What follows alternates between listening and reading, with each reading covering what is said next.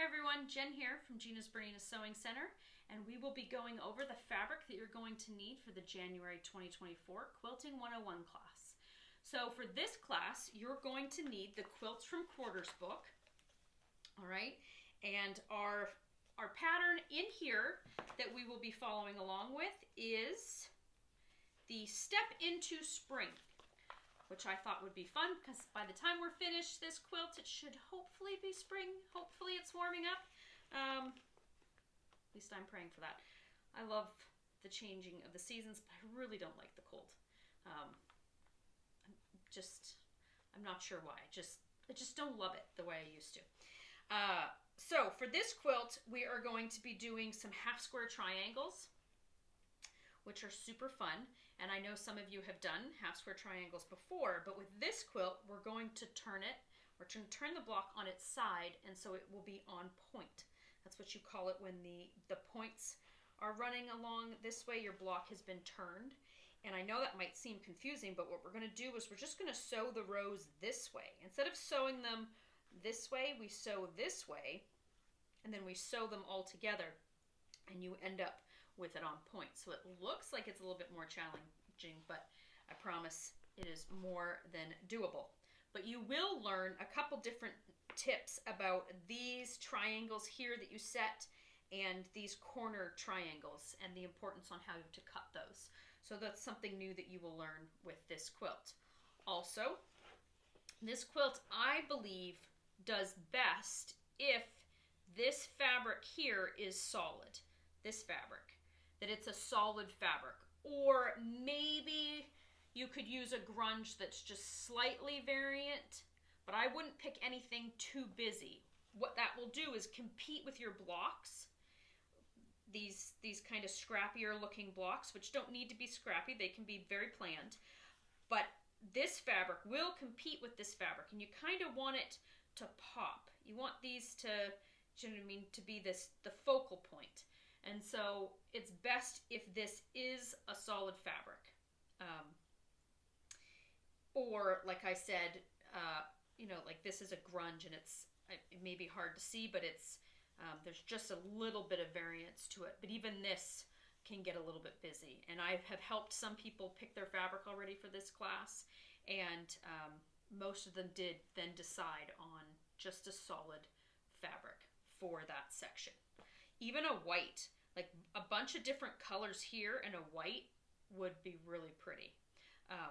So just think about that when you're picking your fabric for this.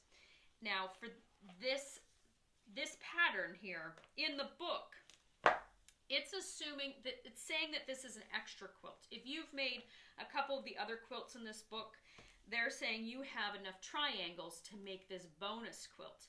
But we will be starting from scratch, so we don't have any bonus triangles that we've sewn from another quilt. So I have worked the math out a little bit, and in order to have enough fabric to do what we need to do, and to have enough variance here in these blocks, you're going to want at least 10 fat quarters, but I feel like 12 fat quarters would be a little safer, because then if you don't like one color here or what have you, you get to mix and match and make them a little bit different. So you can do that. And there's different things that you can do in here. Like you could make some of these, white on one side and a colored fabric on the other, and then have this be a solid. Like say you were doing a red and white quilt. You could have reds in here, these be white, and then have this solid color out here be red. That would be really cute. Or maybe this is white, you have a solid red in here that repeats on all your blocks, and then a pattern. There's different things that you can do with your fabric, but the goal is to have this block here to kind of be the focal point, and this to really be the background.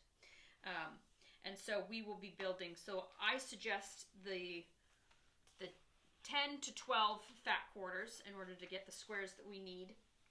And these are some of the colors that I've picked. I just took it from my stash, and I have cut some of them already.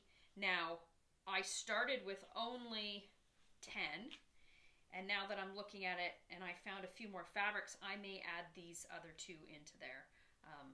Just depends. on how they kind of come together. But I may want some more variants. And then you will need at least 1.5 yards of a solid fabric as your background. Now you need 1/2 yard for your binding. So you could do your binding in the same color that is your background fabric because it's what touches around the border. And so to use the same color kind of would make it seamless. If you want your binding to kind of stick out, you could pick something else, maybe that's in your quilt, and add a 1/2 yard extra, or you could do something completely different. It really is up to you. But if you want kind of that seamless look, you would choose the same color binding from your background fabric. So you would just add another 1/2 yard. So, and then you will need 3 yards for your backing fabric. So that's 10 to 12 fat quarters for your piecing, 1.5 yards for your background, 1/2 yard for your binding fabric, and 3 yards for your backing. And that allows for some extra around the edge. Now, I know I always have some students that like to make their quilts a little bit bigger. So if that's what you're planning to do, just, add a little bit extra yardage accordingly. Okay.